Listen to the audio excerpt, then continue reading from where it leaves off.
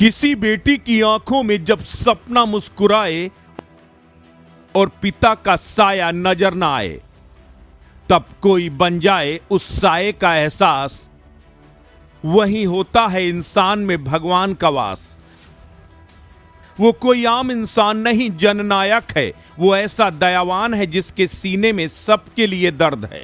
क्षेत्र जिसके लिए परिवार है, इलाके का हर एक बुजुर्ग जिसके लिए माँ बाप से कम नहीं। वो अपना हर एक फर्ज निभाता है जो आज के नेताओं में नदारद है। वो फर्ज है इंसानियत का, वो कर्ज है उस मिले हुए मान सम्मान और ओहदे का। ऐसे ही एक इंसान है उन्नाव के बीजेपी विधायक पंकज गुप्ता, जिनके संगठन कौशल से तो हम सब वाकिफ हैं। उनकी लोकप्रियता का इम्तिहान 3-3 बार हो चुका है। उन्नाव जैसी मुश्किल सीट से 3-3 बार जीत के हैट्रिक लगाकर। लेकिन आज हम बात कर रहे हैं उनकी दयालुता की, जिसे सुनकर सब दंग रह जाएंगे।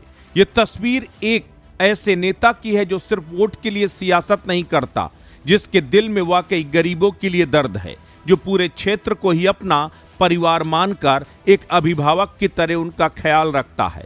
उन्हीं पंकज गुप्ता ने अब निर्धन और अनाथ बेटियों का पिता बनकर रच दिया है इंसानियत का इतिहास। उत्तर प्रदेश की 403 विधानसभाओं में शायद ही कोई ऐसी विधानसभा हो जहां जनता अपने विधायक को हर दिल अजीज कहती हो। उन्नाव के सदर विधायक पंकज गुप्ता ने ये उपाधि अपने कर्मों से पाई है, क्योंकि वो सिर्फ नेता नहीं, सेवक हैं। और उनकी सेवा की सबसे भावुक मिसाल है निर्धन और अनाथ कन्याओं का भव्य सामूहिक विवाह। उस दौर में जहां एक पिता अपनी एक बेटी का ब्याह करने में खुद को असहज पाता है, उस दौर में सारी गरीब और अनाथ बच्चियों का पिता बनकर उनका कन्यादान करना वाकई में अद्भुत है। लेकिन इस पुण्य काम को आयोजित कर रहे हैं विधायक पंकज गुप्ता, एक भव्य सामूहिक विवाह समारोह के जरिए। ये कोई साधारण कार्यक्रम नहीं, बल्कि 4 दिनों तक चलने वाला धार्मिक यज्ञ होता है।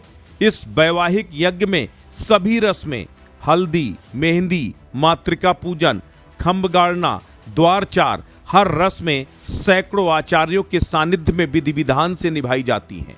और तो और विधायक जी खुद इन रस्मों में शामिल होते हैं, बेटियों को आशीर्वाद देते हैं, हर व्यवस्था का जिम्मा खुद संभालते हैं। अब तक 21 बेटियों का विवाह विधायक पंकज गुप्ता अपने हाथों से करवा चुके हैं। और जब उनसे पूछा गया ये प्रेरणा कहां से मिली, तो उनका जवाब सीधा, सच्चा और दिल छूने वाला था। जब मेरी विधानसभा ही मेरा परिवार है, तो ये बेटियां मेरी बेटियां हैं। इनका विवाह कराना मेरा नैतिक दायित्व है।